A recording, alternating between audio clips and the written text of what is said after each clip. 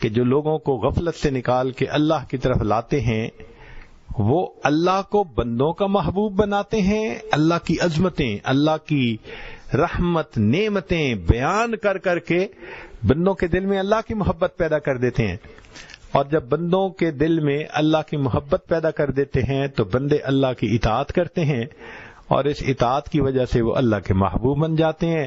لہٰذا یہ حدیث پاک ان کے لیے ہے جو اللہ کو بندوں کا محبوب بنائیں اور بندوں کو اللہ کا محبوب بنائیں۔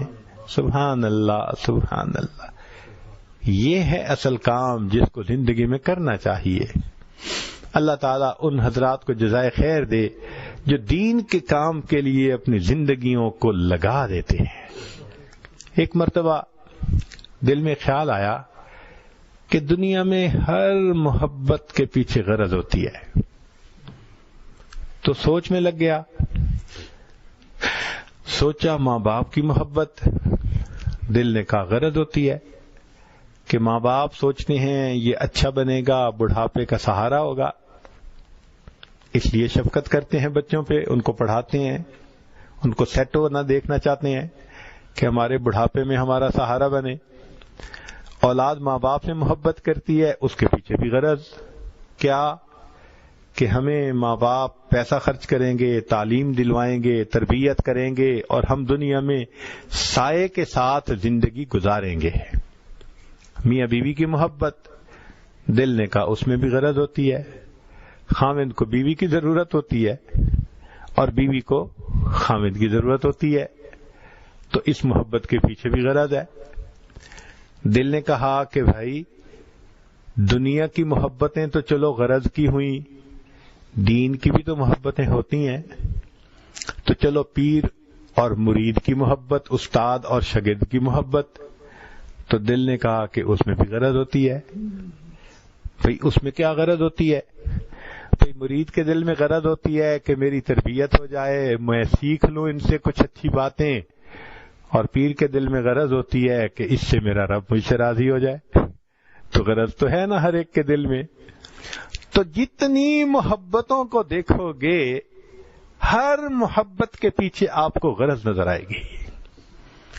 تو دل نے کہا کہ دنیا مطلب دی او یار، کہ دنیا میں اس کا مطلب ہے کہ ہر چیز کے پیچھے محبت کی غرض ہوتی ہے، غرض کے بغیر محبت نہیں ہوتی۔ کافی دیر سوچتے رہے، اچانک ذہن میں خیال آیا کہ نہیں، کوئی نہ کوئی محبت تو غرض کے بغیر ہوگی۔ تو جب یہ خیال آیا تو دل کہنے لگا کہ ہاں ایک محبت ایسی بھی ہے جو غرض کے بغیر۔ پوچھا کون سی؟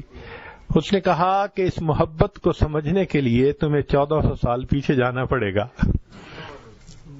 رات کا وقت ہے، اندھیرا ہے، تنہائی ہے، ایک ہستی سجدے میں ہے، اتنا لمبا سجدہ، امتی رب امتی رب امتی، اتنا لمبا سجدہ کہ عائشہ رضی اللہ عنہا فرماتی ہیں مجھے خیال آنے لگا کہ کہیں میرے آقا صلی اللہ علیہ وسلم کی روح پرواز تو نہیں کر گئی۔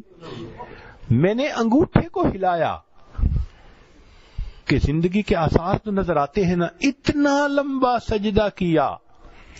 تو دل نے کہا کہ یہ جو سجدہ کرنے والی ہستی اللہ کے سامنے اتنا لمبا رو رہی ہے، فریاد کر رہی ہے، ان کو تو امت سے کوئی غرض نہیں۔ کیوں کہ ان کو قرآن میں اللہ نے خوشخبریاں دو دے دی تھیں، لِيَغْفِرَ لَكَ اللَّهُ مَا تَقَدَّمَ مِن ذَنبِكَ وَمَا تَأَخَّرَ، اے میرے محبوب صلی اللہ علیہ وسلم آپ کے اگلے اور پچھلے گناہوں کو معاف کر دیا۔ اور دوسری خوشخبری دی تھی فَلَسَوْفَ يُعْطِيكَ رَبُّكَ فَتَرْضَىٰ، تیرا رب تجھے اتنا نوازے گا کہ تو بس کرے گا۔ جب اللہ نے اپنی رضا کی خوشخبری دے دی تو اب انہیں امت سے کوئی غرض تو نہیں ہے نا کہ ان کی وجہ سے اللہ راضی ہوں گے۔ اللہ نے تو راضی ہونے کی خوشخبری دے دی، تو اب کیوں رو رہے ہیں؟ تو دل نے کہا کہ امت کے اوپر شفقت کی وجہ سے رو رہے ہیں، جو محبت تھی دل میں، جو کڑھن تھی دل میں، اس کی وجہ سے رو رہے ہیں۔ کوئی ماں باپ اپنی اولاد کے لیے سالوں نہیں روتا، اللہ کے حبیب صلی اللہ علیہ وسلم اپنی امت کے لیے 23 سال روتے رہے، 23 سال روتے رہے. اور حدیث پاک میں آتا ہے کہ جب ملک الموت لینے کے لیے آئے تو آ کر عرض کیا اے اللہ کے حبیب صلی اللہ علیہ وسلم اللہ نے آپ کو یاد کیا ہے. تو نبی علیہ السلام نے فرمایا ملک الموت ذرا پوچھ کے یہ مجھے بتاؤ کہ میرے بعد میری امت کا کیا ہوگا. اللہ تعالیٰ نے جواب دیا میرے محبوب صلی اللہ علیہ وسلم کو بتا دو ہے میرے محبوب ہم تمہارے بعد تمہاری امت کو تنہا نہیں چھوڑیں گے. نبی علیہ السلام نے فرمایا ملک الموت میں اللہ سے ملاقات کے لیے حاضر ہوں. تو جس کے دل میں نبی علیہ السلام کی محبت ہوتی ہے پھر اس کے دل میں امت کے اوپر شفقت ہوتی ہے، اس کو امت کی اصلاح کی فکر ہوتی ہے، ہدایت کی محنت میں بندہ لگا ہوا ہوتا ہے، اس کو چین نہیں آتا، وہ سارا دن اس کام میں گزارتا ہے. اور ایسے لوگوں کی راتیں بھی ان کے دنوں کی مانے دعا کرتی ہے. رب انی دعوت قومی لیلا و نہارا، وہ اس کا مصداق بن کے زندگی گزارتے ہیں. پھر ایک آخری علامت کہ جس کو نبی علیہ الصلوۃ والسلام سے بہت محبت ہو، کثرت الصلاۃ علیہ السلام، تو وہ نبی علیہ الصلوۃ والسلام کے اوپر کثرت سے درود شریف پڑھتا ہے. یہ محبت کی علامت ہے. چنانچہ درود شریف کے بارے میں ذرا کچھ بات کی تفصیل ہو جائے تو اچھا ہے کہ رب کریم نے تو حکم فرما دیا ان اللہ و ملائکتہ یصلون علی النبی یا ایھا الذین آمنوا صلوا علیہ وسلموا تسلیما. تو ہمیں چاہیے کہ ہم درود شریف پڑھا کریں اللہم صلی علی سیدنا محمد وعلی آل سیدنا محمد وبارک. اس کے فضائل کتنے ہیں.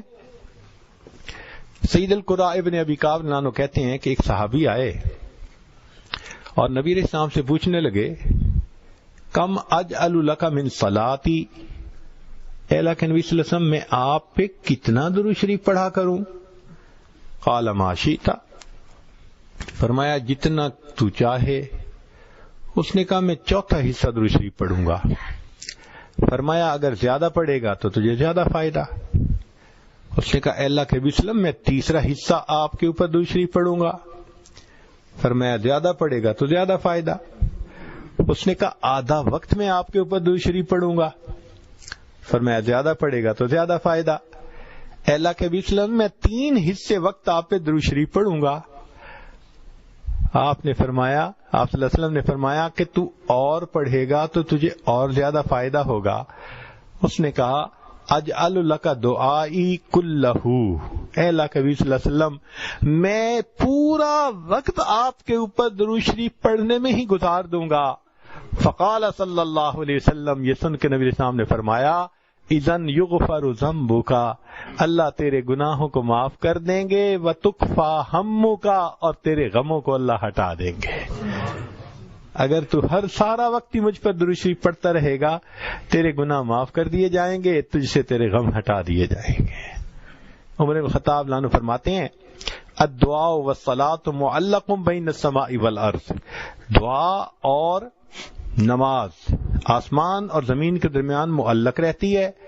فلا يصعد الى اللہ منہ شیء حتی یصلی علی النبی صلی اللہ علیہ وسلم، وہ اوپر نہیں جاتی جب تک نبی علیہ السلام پر درود شریف نہ پڑھا جائے.